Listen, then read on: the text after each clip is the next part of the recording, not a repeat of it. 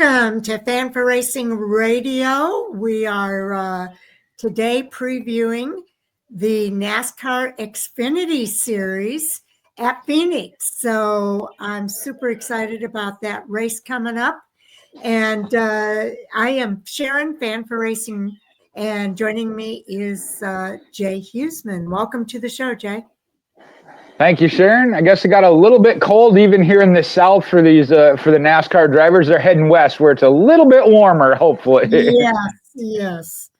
Okay, so we've got a lot to cover here. So let's go ahead and get into our NASCAR Xfinity Series preview. They are racing the GOVX 200 at Phoenix Raceway. It's a 1 mile asphalt oval, and that race is going to be this Saturday, March the 8th, starting at 5 p.m. Eastern Time. Now, the pre-race coverage on CW will start at 4:30 p.m. if you want to watch the pre-race, as well as radio coverage on MRN and SiriusXM channel 90. Now, the distance is 200 miles over 200 laps. First two stages are 45 laps each.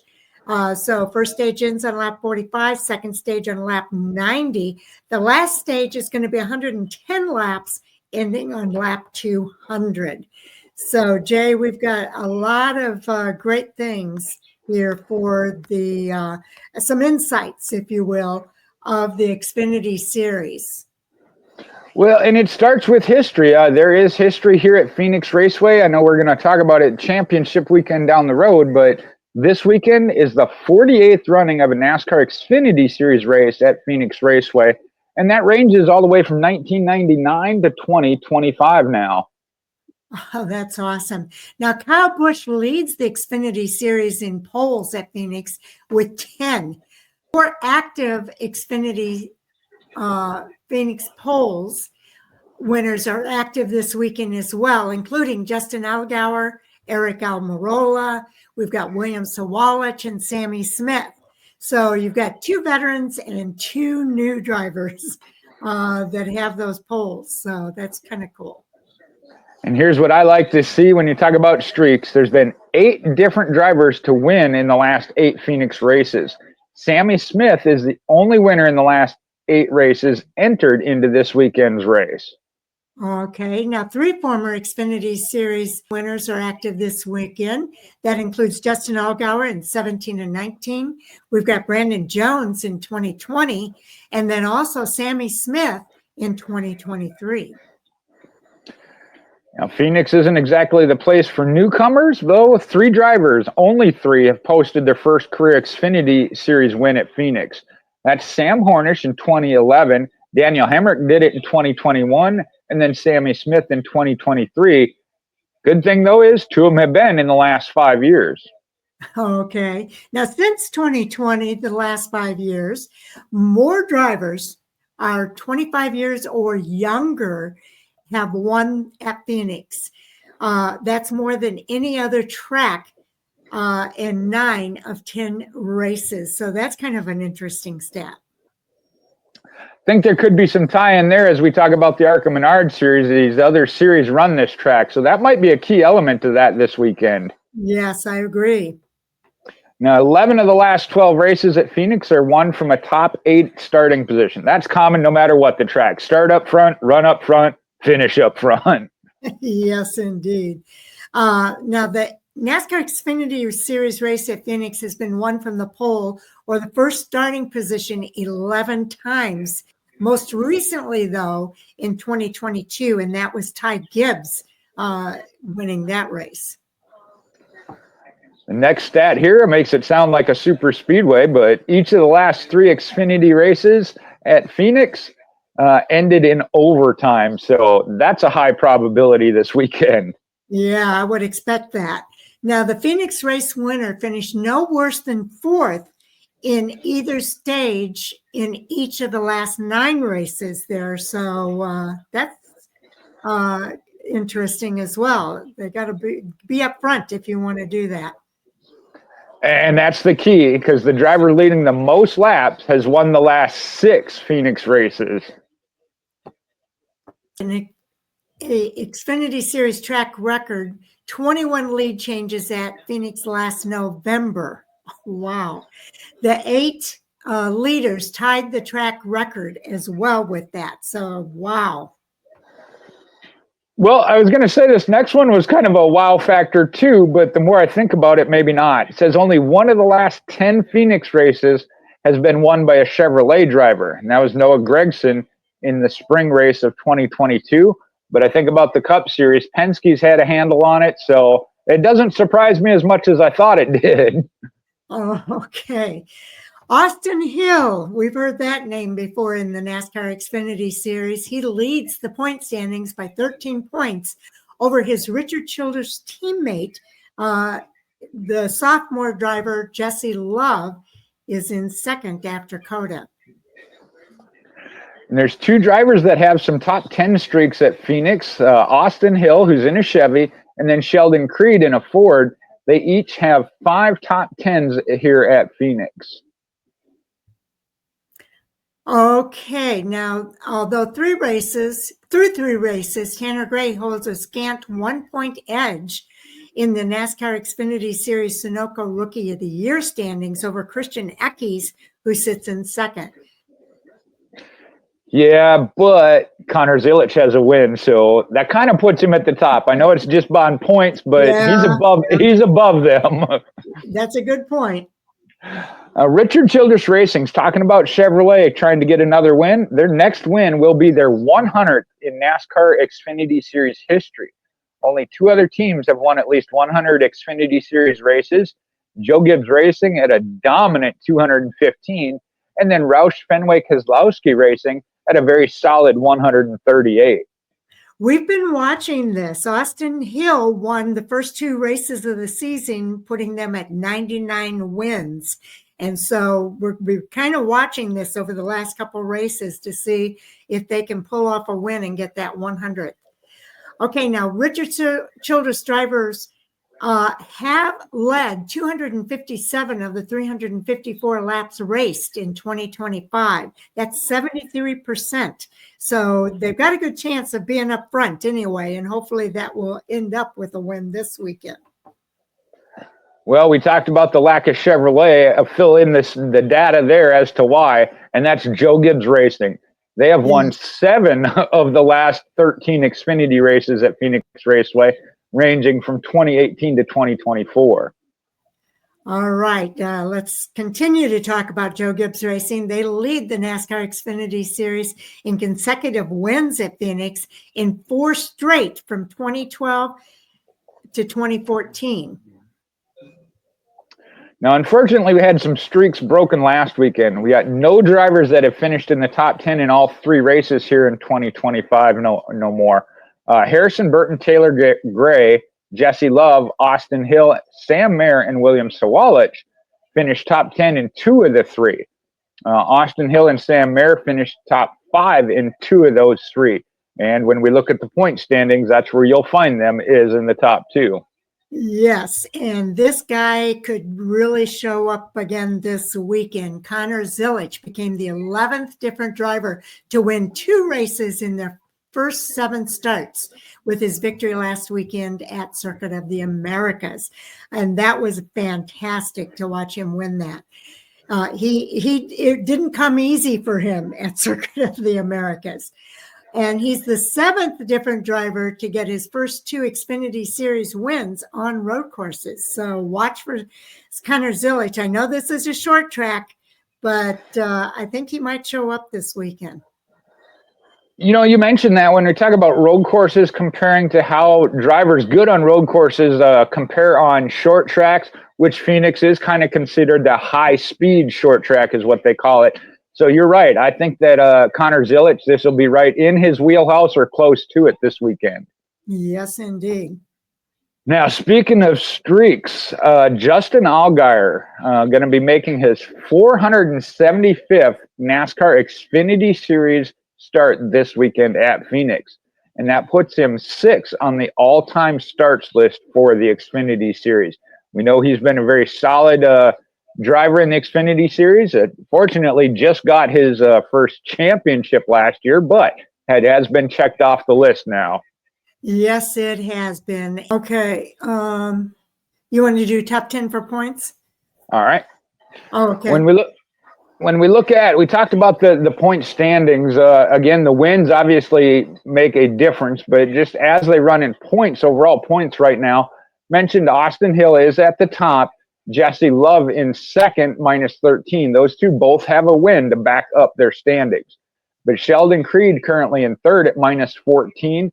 Sam Merritt minus 28. Justin Allgaier at minus 32. And then Sammy Smith at minus 35. Those are your top six. The next six that currently are in the playoff grid, if you will, got Jeb Burton, Taylor Gray, who's a rookie, Christian Eckes as a rookie, Harrison Burton in his return to the Xfinity Series, and then two more rookies, Carson Kvapil and William Sawalich. Now, there is a tie there in that 12th spot. Actually, 11th, 12th, and 13th are all in a tie at 68 points. Carson Kvapil and William Sawalich have the advantage based on finishing spot, best finishing spot at this point. However, Connor Zilic, who picked up that victory, has a win back in 16th in points, actually bumps into that. So both Ryan Sieg and William Sawalich are out of the points at this point. I know it's still early, only 3 races in, but I guarantee you these drivers are already looking at that of how their season is started and where they stack up.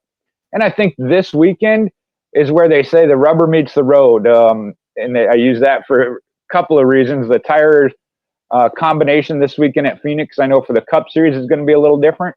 But here in Vegas next weekend, this is where we get into the meat of the season. We had a couple of wild cards in the super speedways. Now we're getting to some of the regular races, as they call it, specifically a 1.5 at Vegas. I think this is where you're going to find out what teams are on their game and which ones aren't. The notables or what NASCAR lists as the notables, the 07 and Nick Lights, Alex Bowman in the number 17. That's the one Hendrick Motorsports doing the number 17. That one, again, a rotating basis. You got Eric Almirola getting one of his starts in the number 19 for Joe Gibbs Racing. The 35, Greg Van Alst. The 45, Brad Perez. Joey Gase back in the 53. That one, again, is a back and forth throughout the season. And then the number 70 of Thomas and Ziada this weekend as well. And then my list here shows the number 74 as a TBA, as to be announced. I don't have any information on that one. Okay, let me see if I can find the 74. 74 is Dawson Cram. Oh, that's where Cram went in. Okay. Yeah. Well, the good news is nobody has to go home since there's 38 drivers there. Every car will make the race. That is a full field for the Xfinity Series, so I like that. Yes, I like that too. All right. I think that pretty much does it, Jay, unless you can think of anything else. That should be it. Again, I look forward to this stretch of the season. I will say this, because I heard it on SiriusXM, and this is where I said which teams are on top of their game. For the Xfinity Series goes the same as for the Cup Series. The teams that are on top of it, I say that because the haulers are going to be traveling back and forth, swapping out cars at Phoenix, and then taking the Vegas cars from there onward. And that's where it really, especially these bigger teams, some of them don't even have a second hauler and just got to take all the cars and work on a more limited schedule, or hope they don't have to go to a backup car and swap out. So that's why I said this part of the season really does put a strain on teams. So you gotta appreciate what they go through just to get there. And this is where your bigger teams, I mean, really do have an advantage. Again, they got 2 different trucks going out and can swap out cars, not have to repair the cars they got, things like that. But just in general, like I said, this is where you get into the grind of the season, and it starts to show. I'm not saying it's a guarantee, but it starts to show who's going to the top and who's struggling. Yeah, it definitely does. And this is, like you said, the tracks are different now. You don't have similar tracks like you had with Daytona and Atlanta. And then we went to COTA, which is an entirely different track. Now we're at a short track. So, yeah, Yeah, like you pointed out, it's all going to be different, and this is where the rubber hits the road. And I look forward to it because there's a couple of teams so far. We've seen Richard Childress Racing. We talked about it. Austin Hill and Jesse Love certainly at the top. Connor Zilic getting that victory, but still low in points. So that puts him in. See how he does on the grind to the full season, but now can race a little differently because he does have that win. And that puts everybody else in a scramble. Real quick, I just, Harrison Burton, he was one going in the first two races, did have top tens, struggled at Coda on I think it was an axle problem or rear end problem. Finished towards the back, dropped him down to 10th. He's in that bubble area now already when it comes to the playoff cut line. So everything he did in those first two races looked good. Only driver to have two top tens, one race, and that's kind of taken away. So that's the interesting thing early in the season, why we watch the points. I know as a whole, we always say if the playoffs were to start tomorrow, we know they don't. We got 30-some races yet. But this is what's setting it up. This is a lot. There's a lot of story to tell here. We've got a lot more racing to do. So, but we do like to check in and check those kind of stats as we go. Now, I do want to get into what's coming soon on Fan for Racing Radio. We are working on a few things here. We've got the Xfinity series that we're doing now. We've got the Cup series also racing at Phoenix, but also the ARCA Menards and ARCA West series combination event is also racing at Phoenix this weekend. So we're going to be doing that. And with Venturini Motorsports at Phoenix is one of our Fan for Racing friends, Patrick Staropoli. I've reached out to him to see if we can do an interview with him. I'm hoping we can do that soon. So watch for that as well, because we do have some things in the works here with our Fan for Racing radio show. And Patrick's been an old friend of ours for a long time with our Fan for Racing radio show. Certainly has. I know just in the 5-6 years I've been here with you at Fan for Racing, Sharon, I think we've had him on 2 or 3 times that I can recall, anyway, off the top of my head. And always a great interview, great guy to talk to just about racing in general. His passion for it is amazing. So hopefully we do hear back from him. And what's interesting about Patrick is that racing is not his only passion. He supports his racing through his career as a retinal specialist, and he is very talented from more than one direction there. I was going to say, I'll just say doctor. I didn't know the specialty and how to say it. Yeah, so I'll just go with doctor. Dr. Patrick Staropoli, yes. So, yeah, we kind of have fun with that, and I really look forward to catching up with him again, and so happy that he's the Venturini Motorsports. So we'll watch for that coming soon. Anything else you want to mention before we sign off, Jay? No, I think we pretty much covered that for the Xfinity series. I know we still got the Cup series and ARCA Menards series, both, and that one being a combination race, both the main ARCA Menards series as well as the West series. So that's always a big thing to talk about and enjoy that as well.